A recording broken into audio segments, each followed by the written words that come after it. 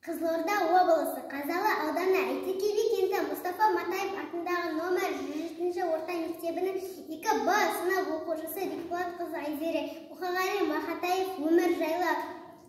Дүниенің ағында, қарасында, мың күтпесін қабылдап аласында, қарасымен шамаң жоқ таласуға, ей, өмірім зымырап барасың ба? Жер мен көктің желпініп арасында, жерігесің, түсесің қара суға, құйын құйған қаңбақтай аласыра, ей, өмірім зымырап барасың ба? Мен отырмын теңіздің жағасында, бересінде жол болған аласында,